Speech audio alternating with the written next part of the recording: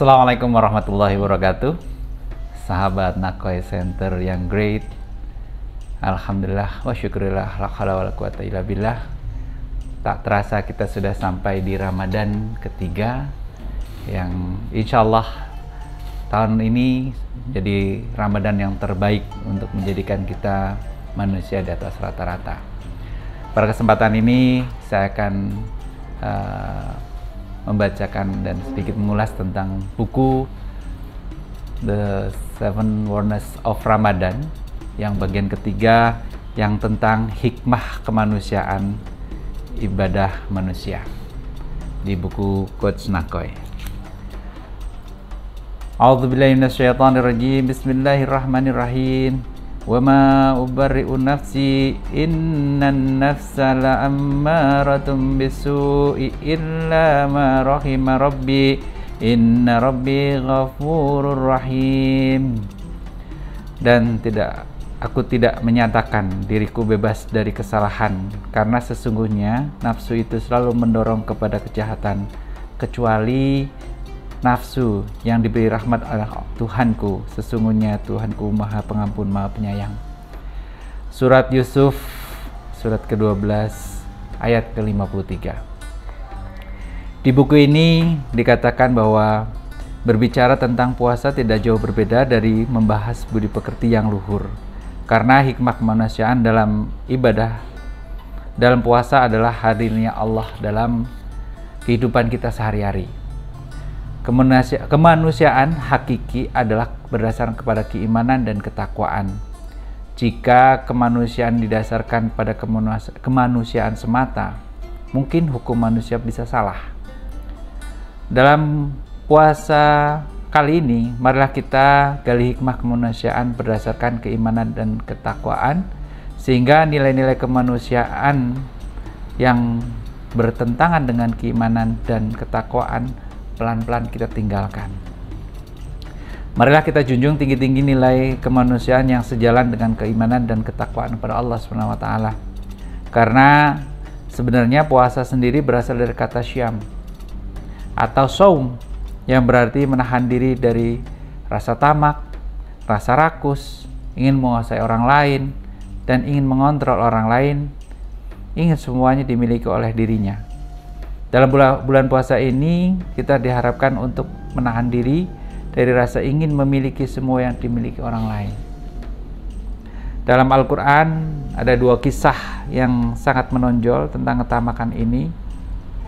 Pertama adalah kisah tentang Adam dan Hawa.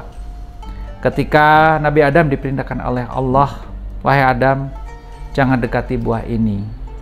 Namun, Nabi Adam terjebak dalam ketamakannya hingga ia memakan buah itu, yaitu buah khuldi, sehingga dia dikeluarkan dari surga. Dan Nabi Yusuf alaihissalam, di mana beliau digoda oleh Zulaikha, yang dikatakan bahwa jangan kau turuti hawa nafsumu kecuali nafsu yang terhormat. Ketika itu Siti Zulaikha ingin menggoda Nabi Yusuf, yang membuat Yusuf sangat takut dan ia mohon pada Allah agar terhindar dari nafsu dan keluar dari hal itu. Oleh karena itu, manfaatkanlah bulan puasa ini sebagai latihan untuk menahan diri dari rasa ketamakan tadi, yaitu dari nafsu-nafsu hewani yang rendah yang mestinya kita tinggalkan agar kita bisa meningkat dan memiliki jiwa yang tenang dan sempurna, dan juga memiliki jiwa yang baik. Dan tindakan itu mementingkan diri sendiri seperti korupsi, tamak, dan bertentangan dengan akhlak yang mulia. Dan ini juga diterangkan dalam hadis Nabi, semua anak cucu Adam adalah pembuat kesalahan, dan sebaik-baiknya orang yang berbuat kesalahan adalah orang yang mau bertobat. Jadi bertaubat kepada Allah SWT adalah jalan kita pulang kembali kepada keridhoannya, untuk tetap di pintunya. Karena pada dasarnya manusia harus bersama Allah.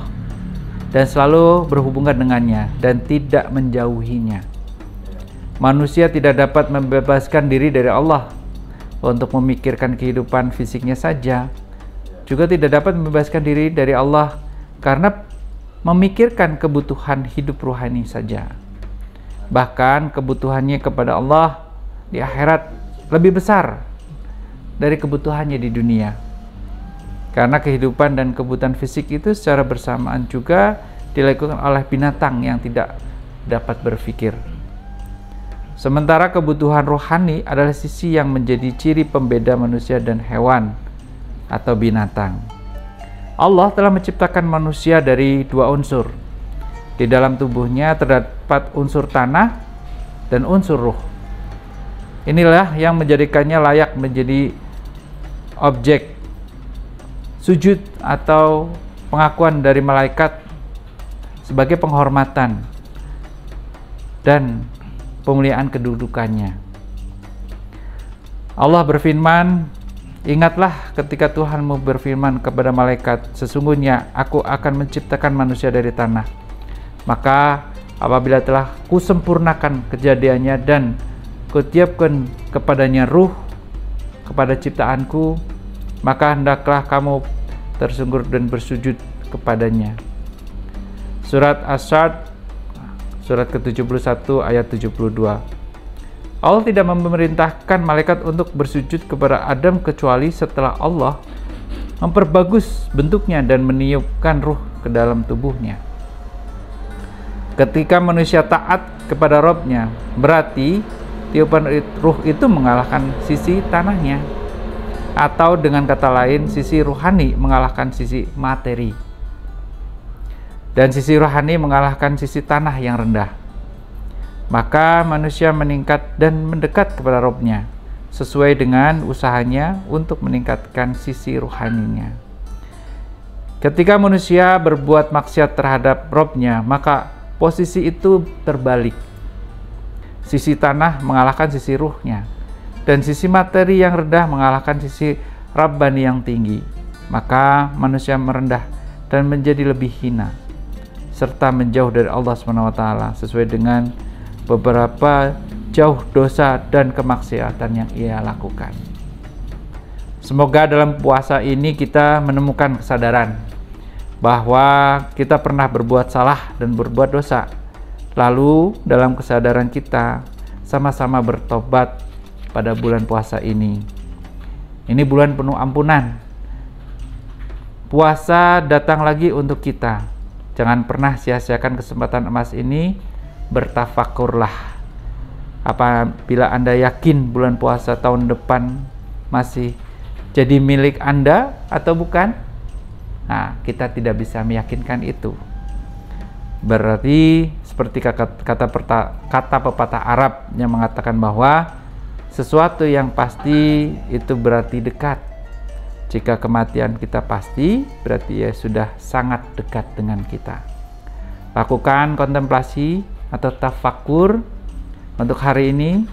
Bersiaplah membuka renungan untuk esok hari.